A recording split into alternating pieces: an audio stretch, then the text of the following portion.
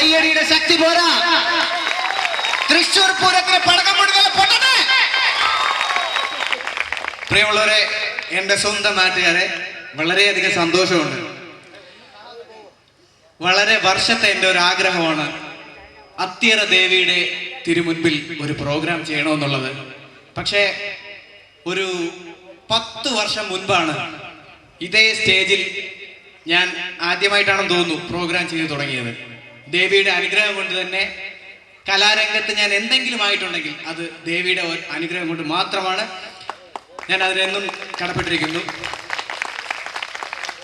10 വർഷങ്ങൾക്ക് മുൻപ് ഇവിടെ ഒരു പ്രോഗ്രാം അവതരിപ്പിക്കാൻ വേണ്ടി ഞാൻ മാത്രമല്ല, എൻ്റെ കൂടെ ഒരു 7-8 ചെറുപ്പക്കാരുണ്ടായിരുന്നു. അന്ന് നിങ്ങളുടെയൊക്കെ സുഹൃത്തുക്കളായ കുറച്ച് പേര്. അതിൽ പലരും അവരുടെ ജോലിയും അവരുടെ തൊഴിൽ മേഖലയും കലാരംഗവും ഒരുമിച്ച് കൊണ്ടുപോകാൻ കഴിയാത്തതുകൊണ്ട് പലരും കലാപ്രവർത്തനം പകുതി വെച്ച് നിർത്തി. പിന്നെ എനിക്ക് ജോലിയൊന്നും ഇല്ലാത്തതുകൊണ്ട് ഞാൻ അതിൽ തന്നെ അങ്ങ് തുടർന്നു. എന്തായാലും ഇന്ന് ഇവിടെ പ്രോഗ്രാം അവതരിപ്പിക്കാനായിട്ട് അല്ലെങ്കിലും ഒരു അതിഥിയായിട്ട് ഇവിടെ ക്ഷണിച്ചതിൽ എനിക്ക് വളരെയധികം സന്തോഷമുണ്ട്. എന്തായാലും ഇന്ന് നിങ്ങളുടെ ഒപ്പം എൻ്റെ കൂടെ അന്ന് പ്രോഗ്രാമൊക്കെ ചെയ്തിരുന്ന നിങ്ങൾക്ക് സുപരിചിതനായ ഒരു വ്യക്തി കൂടിയുണ്ട്. അദ്ദേഹം ഇപ്പോൾ കലാരംഗത്ത് സജീവമല്ല, എന്നാലും കുറെ പ്രോഗ്രാമുകൾക്ക് ഡബ്ബിങ്ങും കാര്യങ്ങളുമായിട്ടൊക്കെ പോകുന്ന ഒരാളാണ്. അദ്ദേഹത്തെ ഞാൻ പ്രത്യേകിച്ച് പരിചയപ്പെടുത്തുന്നില്ല.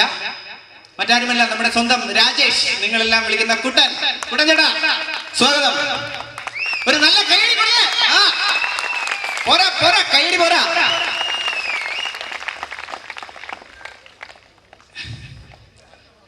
കുട്ടൻ ചേട്ടാ, ഒരു 10 വർഷങ്ങൾക്ക് മുൻപ്, 10 വർഷം, ഞാൻ 50ാമത്തെ പ്രാവശ്യമാണ് പറയുന്നത്, 10 വർഷം മുമ്പ് നമ്മളിവിടെ പ്രോഗ്രാം ചെയ്തിട്ടുണ്ട്. ഈ ഓർമ്മ പുറകിലോട്ട് പോകുമ്പോൾ കുട്ടൻ ചേട്ടൻ എന്ത് തോന്നുന്നു? 10 വർഷം എന്ന് പറയുമ്പോൾ നമ്മളെ വിളയിൽ റിഹേഴ്സൽ ചെയ്യുന്ന വിളയിൽ, എൻ്റെ വീടിൻ്റെ അടുത്തൊരു വിളയുണ്ട്. അവിടെ ഞങ്ങള് റിഹേഴ്സൽ ചെയ്യാറുണ്ട്. ഞങ്ങൾക്ക് ഇവിടെ അത്തിയറ ഇവിടെ അമ്പലത്തിൽ ഇതുപോലെ കൊച്ചുകുട്ടികളുടെ ഒരു ഡാൻസ് പ്രോഗ്രാം ഉണ്ടായിരുന്നു. അപ്പൊ അന്ന് അത് കോർഡിനേറ്റ് ചെയ്തത് നിങ്ങൾക്കറിയാം, താടി വെച്ച് കൃഷ്ണൻകുട്ടി ചേട്ടൻ എന്ന് പറയുന്ന ഒരു ചേട്ടനാണ്, ചാനലിന്റെ കരയിലുള്ള. അദ്ദേഹം ഇന്ന് ഇപ്പോൾ ജീവിച്ചിരിപ്പില്ല, മരിച്ചുപോയി.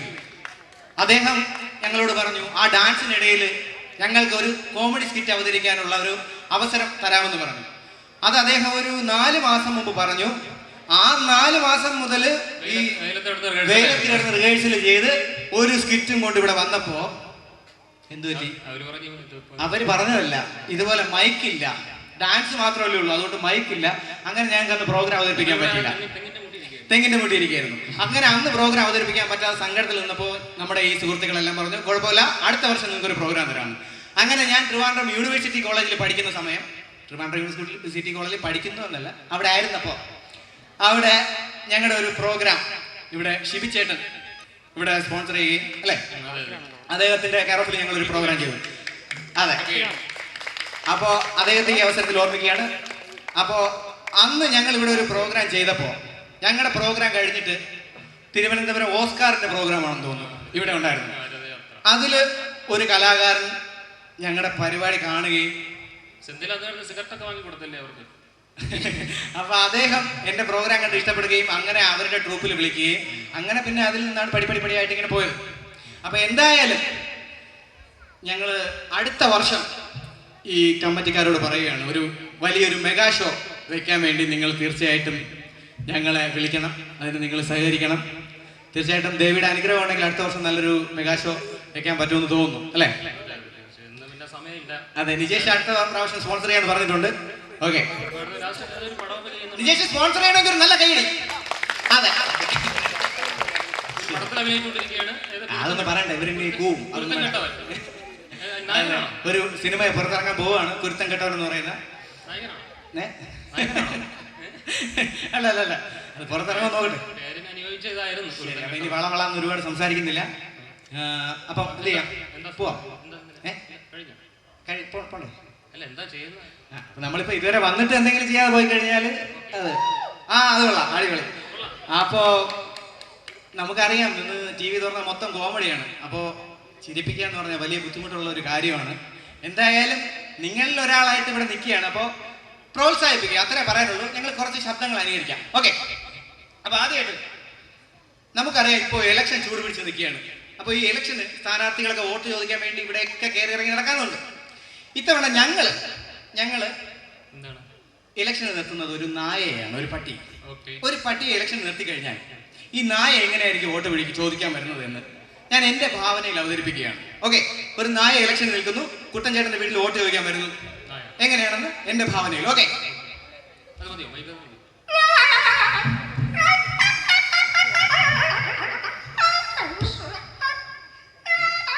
ഇലക്ഷൻ നിൽക്കുന്നുണ്ടോ?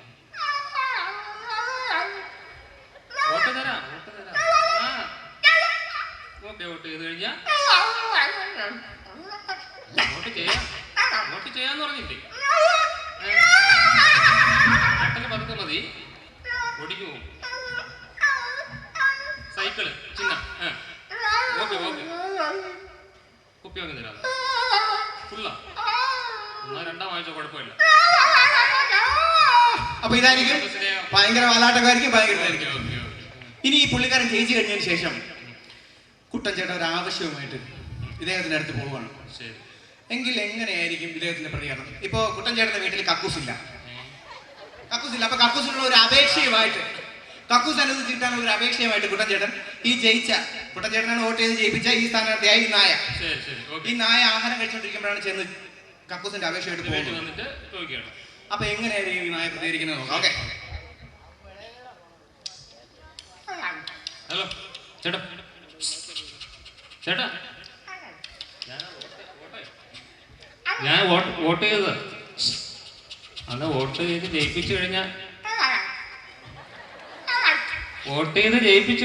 നമ്മുടെ കക്കൂസിന്റെ ഒരു കാര്യം ശരിയാക്കി തരാന്ന് പറഞ്ഞത്. കക്കൂസിന്റെ പരിവാരാണ് ചേട്ടാ. ചേട്ടാ ചേട്ടാ ജയിച്ചപ്പോ ഈ പാടാ. അപ്പൊ ജയിച്ച ഇതായിരിക്കും അവസ്ഥ. അപ്പൊ തോറ്റാലോ? തോറ്റാലുള്ള അവസ്ഥ കാണിച്ചാലോ? ഒരു മിനിറ്റ്. തോറ്റ് കഴിഞ്ഞാലുള്ള അവസ്ഥ.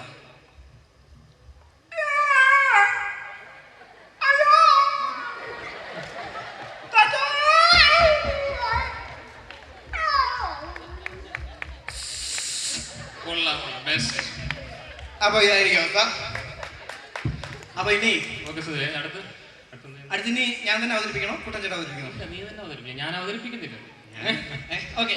അപ്പോ ഇനി അടുത്തതായിട്ട് നടന്മാരുടെ ശബ്ദം അനുകരിക്കും. അതിനു മുമ്പ് നിങ്ങളെല്ലാവരും തട്ടത്തിൻ മറയത്ത് സിനിമ കണ്ടിട്ടുണ്ട് എന്ന് എനിക്ക് തോന്നുന്നു.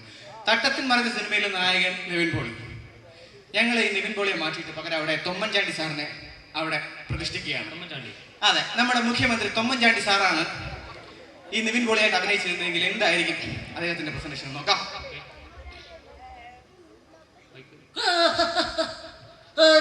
ഈ സെക്രട്ടേറിയറ്റിന്റെ വരാന്തയിലൂടെ ഞാൻ സരിതായ സ്മാരകമായിട്ട് നടക്കുമ്പോൾ തെക്കൻ കേരളത്തിൽ മാത്രം കണ്ടുവരുന്ന ഒരു പ്രത്യേക തരം സോളാർ കാറ്റുണ്ട്. അത് സരിതയുടെ തട്ടത്തിലും മുടിയിലുമൊക്കെ തട്ടിത്തടന്ന് ഇങ്ങനെ പോകുന്നത്. ഈ അന്ന് ഞാൻ മനസ്സിൽ തീരുമാനിച്ചു, ഈ ഉമ്മച്ചിക്കുട്ടിയെ മറ്റൊരു ബിജു രാധാകൃഷ്ണനും വിട്ടുകൊടുക്കില്ല. ഓക്കെ. ഇനി അടുത്തതായിട്ട് ഇനി കുട്ടൻ ചേട്ടൻ ഒരു ശബ്ദം അനുകരിക്കും. അങ്ങനെ പറയാം, ഞാൻ നിർബന്ധിക്കാം. ഓക്കെ, നോക്കാം. ഒരു കുട്ടൻ ചേട്ടൻ അവതരിപ്പിക്കാൻ പോകുന്ന മറ്റാരുമല്ല. കുറെ ദിവസമായി. അപ്പം ജലദോഷം ഉണ്ടല്ലേ? അപ്പൊ നമുക്ക് ജലദോഷമുള്ള ആ ശബ്ദം എങ്ങനെയെന്ന് കേൾക്കാം. പൃഥ്വിരാജിന്റെ ശബ്ദം അനുകരിക്കുകയാണ്. നോക്കാം. പൃഥ്വിരാജിന്റെ ജലദോഷമല്ലേ? ഇല്ല, പൃഥ്വിരാജിന്റെ ശബ്ദം അനുകരിക്കുക. നോക്കാം. നോക്ക്. എടി ചങ്ങനാശ്ശേരിക്കാരൻ മത്തായി അച്ഛന്റെ മകൾ ചന്ദ്രയെ, നീ എന്നെ കുറിച്ച് എന്താ വിചാരിച്ചേ? നീ അങ്ങ് ഗുഡ് ബൈ പറഞ്ഞു പോയി കഴിഞ്ഞാൽ ഈ രമണൻ അങ്ങ് കെട്ടിത്തൂങ്ങി ചാകുമെന്ന. അതൊക്കെ അങ്ങ് പണ്ട്. ഇന്നെന്റെ കഴുത്തിലൊരു കുരുക്ക് വീഴണമെങ്കിൽ മറ്ററ്റത്ത് നീ ഉണ്ടായിരിക്കും മോളെ. ജീവിക്കാനാണെങ്കിൽ ഒരുമിച്ച്, ചാകാനാണെങ്കിലും എവിടെ ഒരുമിച്ച്. നല്ലൊരു കൈ കൊടുക്കാം. Thank you. ഓക്കെ, അപ്പൊ ഇനി അടുത്തതായിട്ട് ഒരു ശബ്ദം അംഗീകരിക്കാം. ഇവിടെ മോഹൻലാൽ ഫാൻസ് എത്ര പേരുണ്ട്? ആ, മമ്മൂട്ടി ഫാൻസ് ഒരു കൈയടിക്കേ. വിജയ് ഫാൻസ് ആർക്കുണ്ട്? സൂര്യ ഫാൻസ്. നിങ്ങൾക്കൊക്കെ വേണ്ടി സൂപ്പർ സ്റ്റാർ സന്തോഷ് പണ്ഡിറ്റിന്റെ ശബ്ദം. ഓക്കെ, ഒരു പട്ടിക്ക് അതിന്റെ വാല്യം കൊണ്ട് കാണാൻ നീ വലിയവനാകാം എന്നിട്ട് ഞാൻ ചെറിയവനാണെന്ന് അർത്ഥമില്ല. അതുകൊണ്ട് കാണാവുന്നതല്ല, കണ്ടിട്ട് പറയണം. ഒരു കോടിയുടെ നിറ കറുപ്പാണ് കരുതി അതിന്റെ മുട്ടയുടെ നിറ കറുപ്പാണ് തെറ്റിയിരിക്കുന്നത്. സോ ഐ ക്യാൻ ഞാൻ പറയട്ടെ, ആ കസ്റ്റമർ പറഞ്ഞ പക്ഷേ എനി വെച്ച് പിടിക്കാൻ പോകില്ല. പണിപ്പാളും. ഓക്കെ, അപ്പോ അവസാനമായിട്ട് ഇനി ഏതെങ്കിലും ശബ്ദം അംഗീകരിക്കണ്ടോ? ഒന്നുമില്ല.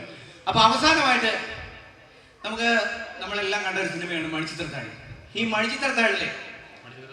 മണിച്ചിത്രത്താഴിലെ ഒരു അടിപൊളി രംഗമുണ്ട്. സുരേഷ് ഗോപി ചോദിക്കുന്ന ഗംഗ ഇപ്പൊ എവിടെ പോകുന്നു, അല്ലെങ്കിൽ ആഭരണം എടുക്കാൻ പോകുന്നു എന്ന് പറയുന്ന സീൻ. അത് ഞാനിങ്ങ് എടുത്തിട്ട് അതിനെ മലബാറിലെ പ്രേക്ഷകർക്ക് വേണ്ടി മലബേറിയൻ സ്റ്റൈലിലും തിരുവനന്തപുരത്തുകാർക്ക് വേണ്ടി ട്രിവാൻഡ്രേറിയൻ സ്റ്റൈലിലും ആക്കാൻ പോവുകയാണ്. ഇത് ഞാൻ ടി വിയിൽ കാണിച്ചിട്ടുള്ളതാണ്, എന്നാലും നിങ്ങൾ പ്രോത്സാഹിപ്പിക്കുക. ഓക്കെ, അപ്പൊ മലബാറിലെ പ്രേക്ഷകർക്ക് വേണ്ടി മലബേറിയൻ സ്റ്റൈൽ. ഗംഗ ഇപ്പൊ എവിടെ പോണേ? അല്ലിന്റെ കുട്ടിക്ക് കാത്തെടുക്കാൻ പോണെന്റെ. ഇജിപ്പോ പോണ്ട. അതെന്താ നമ്മള് പോയാല്? ഇജ് പോണ്ട. അത് തന്നെ അല്ലേ, നമ്മൾ ഇന്നലെയും കൂടെ പറഞ്ഞല്ലേ പോകുന്നത്. ഇജിപ്പോ പോണ്ട. വിടൂല. ഇവിടെ നിന്ന് ഒരിടത്തേക്ക് നമ്മളെ വിടൂല.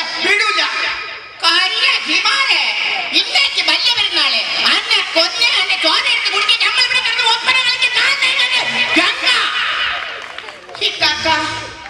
നമ്മളിപ്പോ എന്താണ് പറഞ്ഞേ? ഇതൊന്നും പറഞ്ഞില്ല, ഒരു മുഴുത്ത തേറി. നമ്മൾ എന്തോ പറഞ്ഞിട്ടുണ്ട്? ഒന്നും പറഞ്ഞില്ലെന്ന്. നമുക്ക് എന്താണ് പറ്റിയത്? ആനക്ക് പിരാന്ത്. ഓക്കെ, ഇനി നമുക്ക് തിരുവനന്തപുരത്തുകാർക്ക് നമുക്ക് വേണ്ടി തിരുവനന്തപുരം ശൈലിയിൽ ഒന്നാക്കുകയാണ്. ഓക്കെ,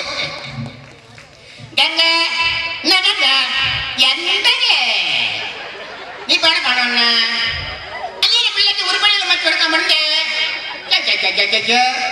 എന്തിനാ പറയണ? ഞാൻ ഇന്നലെ കൂടെ പറഞ്ഞല്ലേ പോണ്ടാന്ന്. ഗുണാന്ന് ഞാൻ ഇന്നലെ കൂടെ പറഞ്ഞല്ലേ പോകുന്നു. നീ ഇപ്പൊ പോണ്ട. അത് തന്നെ സമ്മതിക്കൂല. ഈ അടുപ്പിന്റെ അകത്ത് തന്നെ ഒരിടത്തും പോവാൻ സമ്മതിക്കൂല. അടിക്കപ്പായല് ഇന്നേക്ക് ബ്ലാക്കാങ്കര പൊങ്കാല നിന്നെ വെളവാന ഓട്ടിച്ച് വാഴപ്പടലിട്ട് വെട്ടി റബ്ബർ വെള്ളയിൽ കൊണ്ടുപോയി നെഞ്ചെടുത്ത് പൊങ്കാലെടുക്കാത്ത എനിക്ക് എന്തിനാ പറ്റിയത്? നിനക്കൊന്നും പറ്റിയില്ല.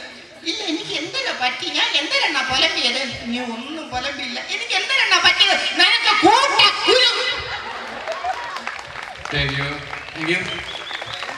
അപ്പൊ എന്തായാലും വളരെ ചുരുങ്ങിയ സമയം കൊണ്ടാണെങ്കിലും വലിയ സെറ്റപ്പ് ഒന്നുമില്ലാതെ ചെറിയ രീതിയിൽ നിങ്ങൾക്ക് അല്പമെങ്കിലും രസിച്ചെങ്കിൽ വളരെ സന്തോഷം. തീർച്ചയായിട്ടും ദേവിയുടെ അനുഗ്രഹം ഉണ്ടെങ്കിൽ അടുത്ത വർഷം ഒരു വലിയൊരു മെഗാ ഷോ നിങ്ങൾ എല്ലാവരും കൂടെ ചേർന്ന് ഇവിടെ വെക്കണം എന്ന് എൻ്റെ ഒരു ആഗ്രഹമാണ്. അത് നടക്കട്ടെ എന്ന് ആത്മാർത്ഥമായി പ്രാർത്ഥിച്ചുകൊണ്ട് നിർത്തുന്നു. നന്ദി, നമസ്കാരം.